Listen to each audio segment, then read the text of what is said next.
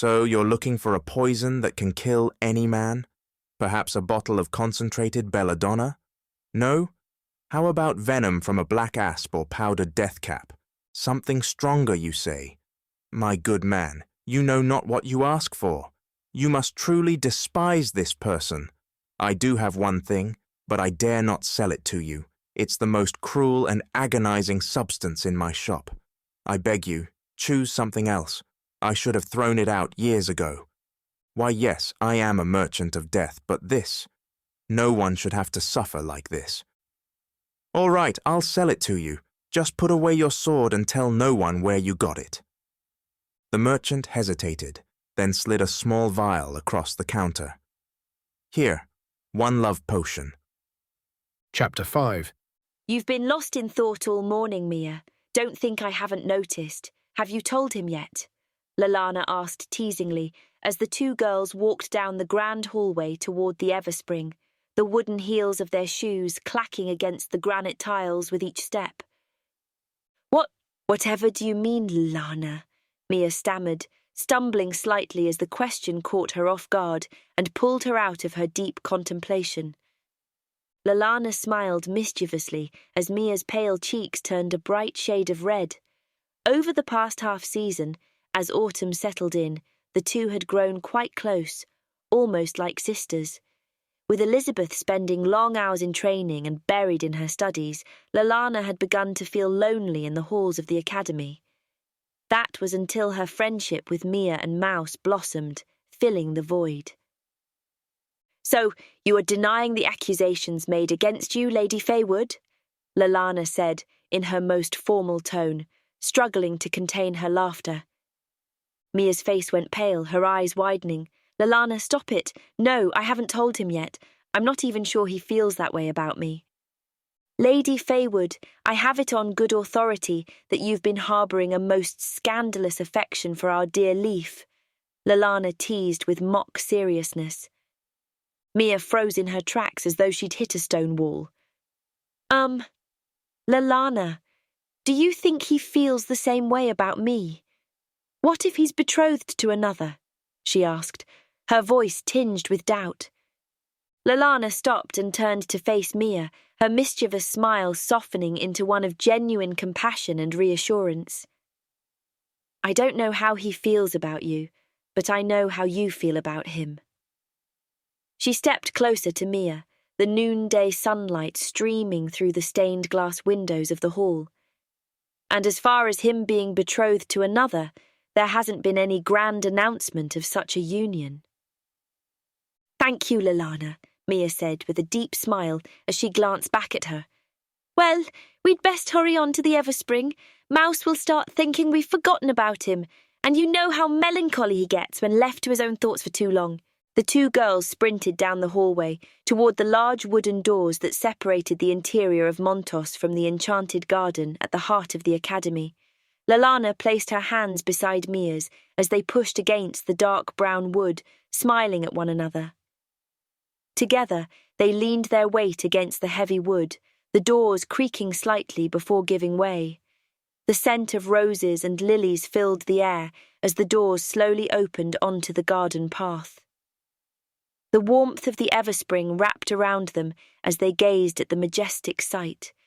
Vibrant roses of every colour, their petals gleaming in the sunlight, and white and yellow lilies swaying gently in the breeze lined the path leading to the large spring at the heart of the garden. In the distance, Lalana could hear the gentle notes of a lute, accompanied by the soothing voice of a bard weaving his song. Wow! Mia gasped in amazement at the grandeur and beauty of the environment. It's like nothing I've ever seen before. Isn't it wonderful, Lalana? It's so beautiful, Lalana agreed, closing her eyes and taking a deep breath. I'm so happy the Magus lifted the restrictions on novices in the garden. The murders of lordlings outside the halls of Montos left the Magus with no choice but to confine all novices, especially the lordlings, within the inner walls. Even the Everspring had been off limits. However, with the apparent disappearance of the Darkling, the name given to the elusive killer, the attacks had ceased. While students were still forbidden from venturing into the city, the magus eventually relented, allowing novices back into the garden after persistent protests from the children, and with a little persuasion from Magus Began. "Come, Lalana," Mia said, reaching out and taking Lalana's hand as the two of them stepped onto the stone path. "I believe Mouse said he would meet us by the 4th willow tree next to the lake." The bard's song grew louder as Lalana and Mia made their way toward the center of the Everspring. The melody and rhythm were like a beating heart, slow and steady at first, but growing faster and faster the closer they got. A small group of students had gathered around the stump of an old oak tree. The bard, wearing an old floppy hat, perched upon the stump, smiling deeply as he thrummed his fingers against the strings of his lute. Then, without warning, he stopped cold and sang out dramatically, "Then she died!"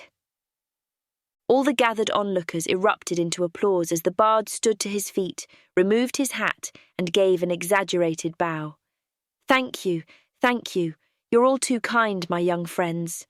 Smiling, Lalana began to continue down the path toward the lake in search of Mouse. "Leaving so soon, my fair ladies," the bard called out as they started to walk away. "I have many more songs to share. Would either of you care to stay and listen?" Lalana and Mia both turned back with warm smiles for the bard.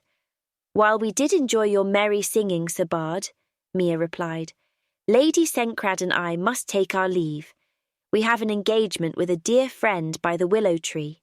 Down by the willow tree, the bard began to sing, "I give my first kiss to thee."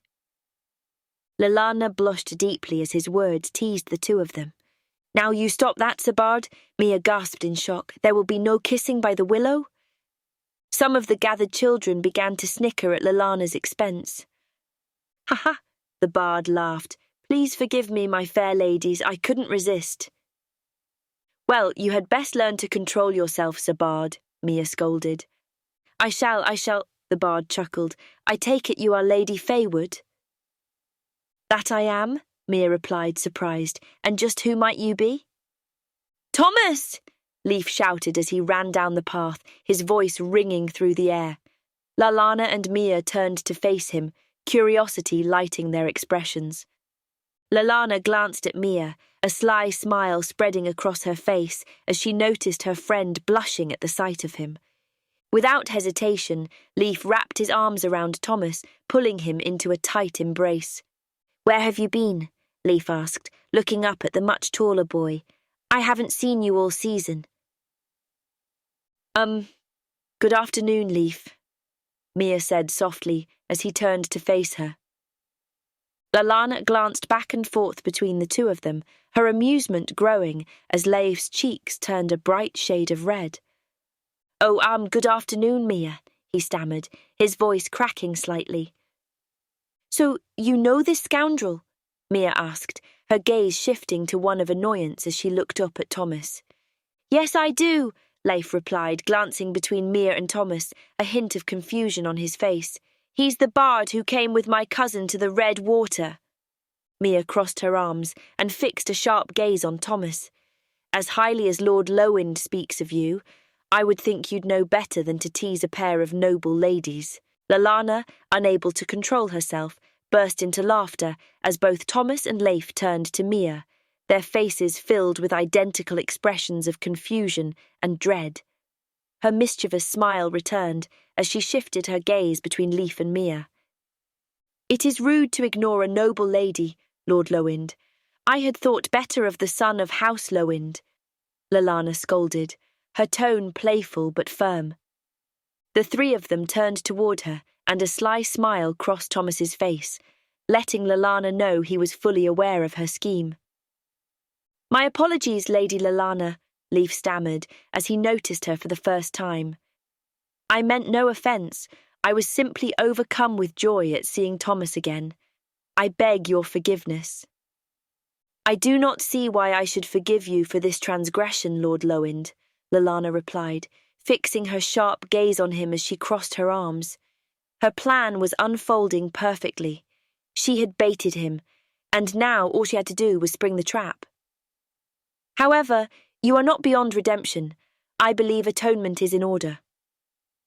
Mia glanced nervously at Lalana. Lalana, I'm sure Leif didn't mean anything by it. Silence, Lady Feywood, Lalana declared with mock indignation, her eyes narrowing on Mia before turning back to Leif. Her dramatic performance left both of them staring at her in stunned silence. Leif swallowed deeply before asking, What would you have of me, Lady Lalana Sincrad of House Sincrad? In 2 nights, is it not the Fireflies' walk here in the Everspring? Lalana asked, waving her hand casually as Thomas struggled to contain his laughter. Yes, that's correct, Leif answered, his voice betraying his nervousness. Then your penance, Lalana declared, pausing to place a finger under her chin in an exaggerated gesture of contemplation, shall be to escort Lady Feywood to the festivities that evening. Mia's eyes widened as she covered her mouth with both hands. Leif, meanwhile, turned pale before his cheeks flushed a bright crimson. Are these acceptable terms? Lalana asked with a triumphant smile. Yes. Leif swallowed nervously. I accept these terms, Lady Lalana. Wonderful, Lalana replied with a satisfied smile. Now, I must be off to meet with our dear friend, Mr. Mouse. She turned on her heel, preparing to leave. I will accompany you, Lady Lalana, Mia said quickly, hurrying to Lalana's side. You shall do no such thing, Lady Mia, Lalana snapped, her tone sharp but teasing. Sir Thomas will escort me to meet with our dear friend, Mr. Mouse, while Lord Leif and you stay here to make arrangements for his atonement. Mia bowed her head and whispered to Lalana, Thank you, Lalana. You're very welcome, Lady Mia, Lalana replied, a smug look crossing her face. Now, let us be off, Sir Thomas. I have wasted far too much time here on this matter. Thomas turned back to the group of children, still seated around the stump. My apologies, my wonderful audience, but I cannot refuse such a request from a noble lady. With a flourish, he quickly joined Lalana at her side. That was very clever of you, Lady Sincrad, Thomas said as the 2 of them strolled down the path.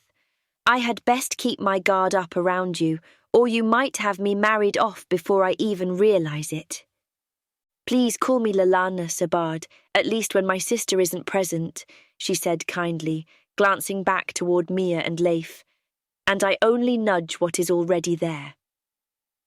The thought of true love lingered in her mind, a bittersweet ache she kept hidden. If only she could have such a thing. But it was not meant to be. Her betrothal to Sentinel Christoph was certain. He would be her first kiss, her husband, and the father of her children. She did not love him, but her father, Lord Sincrad, had assured her she would learn to. All the same, it would be in my best interest to keep an eye on you, Thomas said with a smile, as a pair of hummingbirds flew past, flitting back and forth between the flowers. And I am well aware of your sister. Oh, you've met her? Lalana asked, her gaze following the darting birds. That I have, Thomas sighed.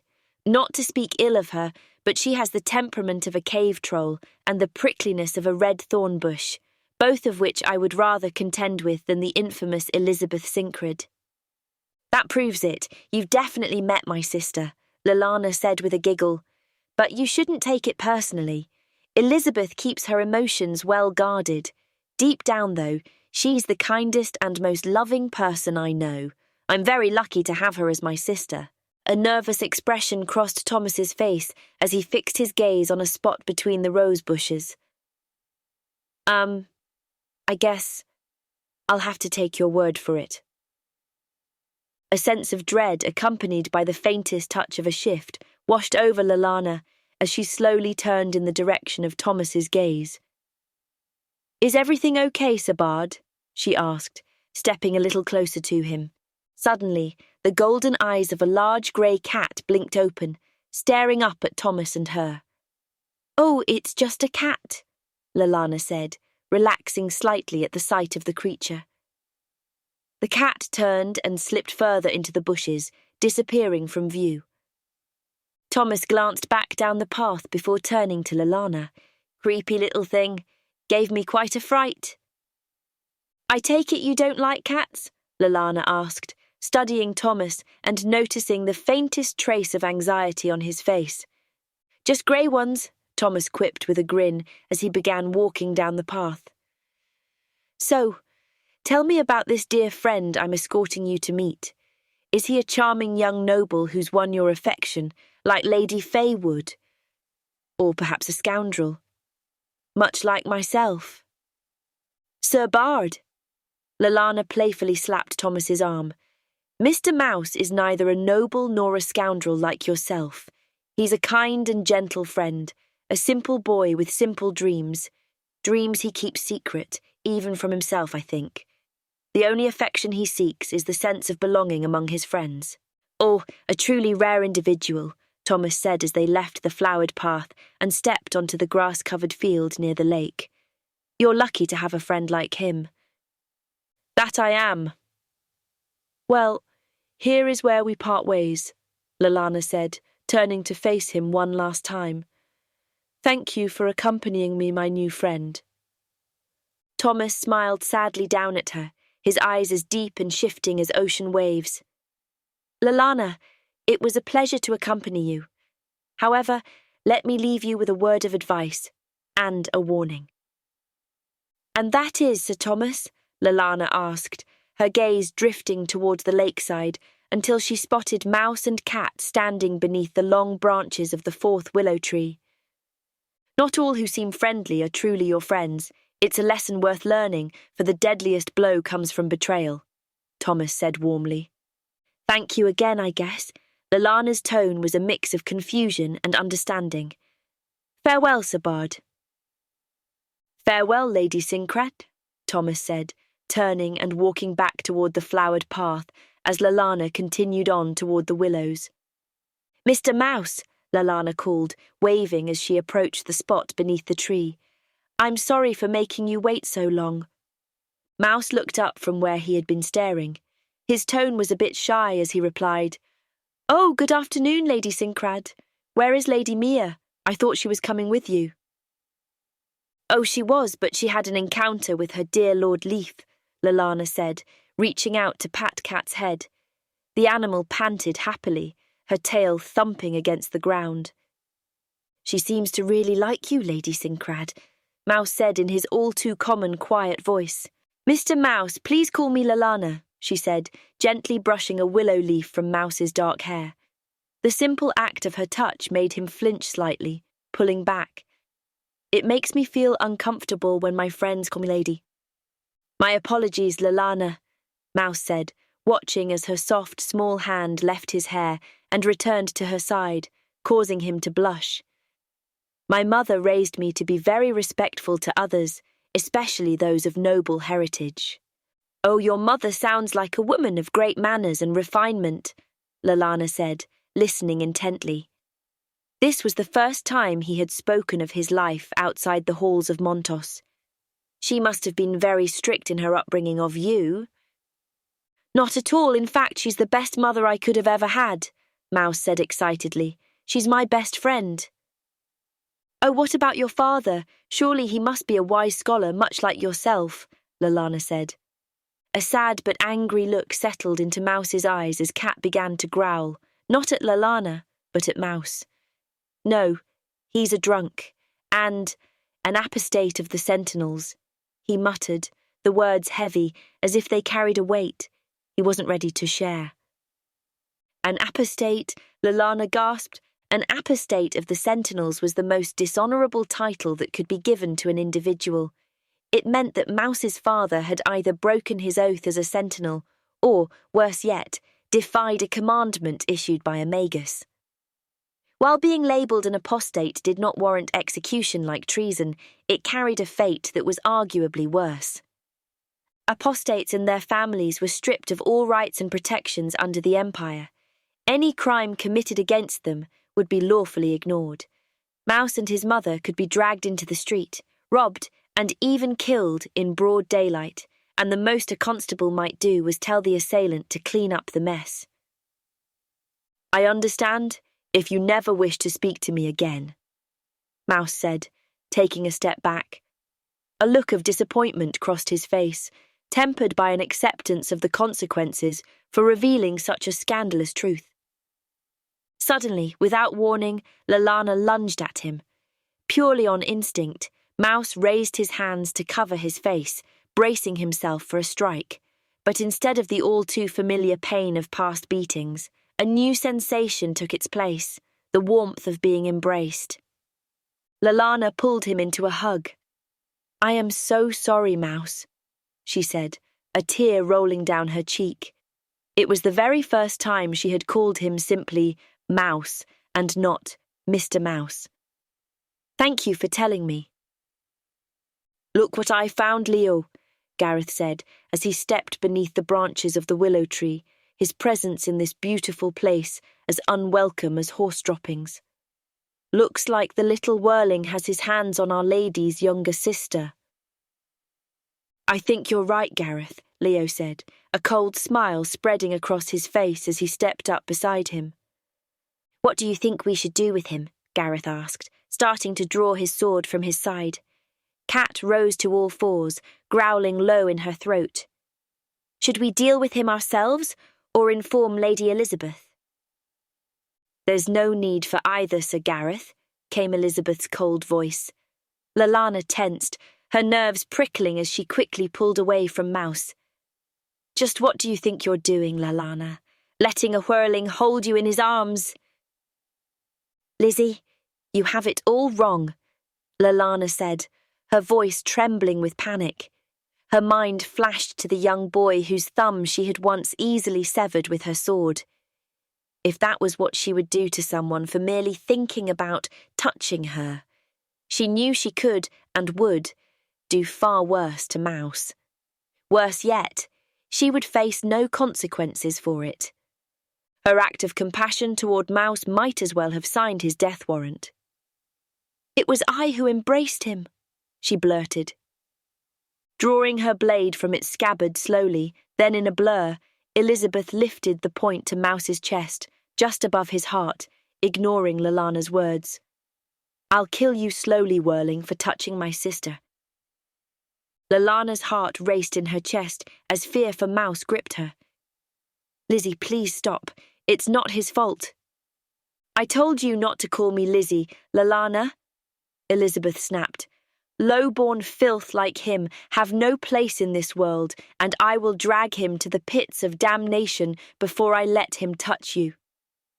Lalana opened her mouth to scream as her sister prepared to drive the blade into Mouse's chest, but Elizabeth froze. The air beneath the willow tree thickened, growing heavy and oppressive, condensing into a hard, visible mass at the tip of Elizabeth's sword. Gareth, Leo, and Elizabeth all shivered as the sensation of the shift washed over them. The feeling was odd, intoxicating, almost pleasurable for the youngest daughter of House Syncrad, as she unknowingly cast her very first spell. Elizabeth's sword dropped to the ground, disarming her. "I said stop, Lizzie," Lalana shouted at her sister, her voice trembling. She began to pant as the ecstasy of using magic faded, leaving her drained and disoriented. Elizabeth looked down in shock as Leaf, Mia, and Hemlock rushed to Mouse and Lalana's side. "What is going on here?" Leaf demanded in a commanding tone. Elizabeth turned her sharp gaze from Lalana to the group. "Keep your fucking whirling away from my sister, low-born pretender of nobility." The sheer vulgarity of Elizabeth's words snapped Lalana out of her overwhelming bliss. "Elizabeth, please stop," she whispered, slowly rising to her feet. "How dare you, Lady Elizabeth," Mia shouted angrily. "You claim to be of nobility, yet you know nothing of being noble. I see only one pretender here, and that is you. And where have you been? The only time you're there for Lalana is when you're trying to drive away her friends. It's perfectly fine for you to wander the halls with your two thugs," Mia said, raising her hand to point at Gareth and Leo. "And leave your sister all alone and miserable." "If my sisters were anything like you, I would have slipped on my own throat," Mia said, her voice wavering slightly as the words left her mouth. Still, her anger carried her forward. You're just a self-important little girl, desperate for the affection of a father who cast you off long ago. Elizabeth glared daggers at Mia as Lalana steadily regained her balance. Despite the fury etched on Elizabeth's face, something so rare it was almost startling, an even rarer thing happened. Something Lalana could only recall witnessing once before in her life. A single tear slipped from Elizabeth's beautiful green eyes and rolled down her flawless pale cheek.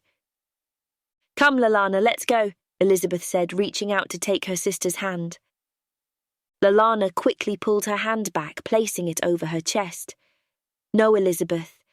I'm going to stay here with my friends."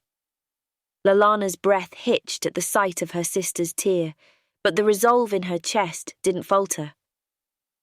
"Fine then," Elizabeth scoffed, retrieving her sword from the ground before turning her back to Lalana.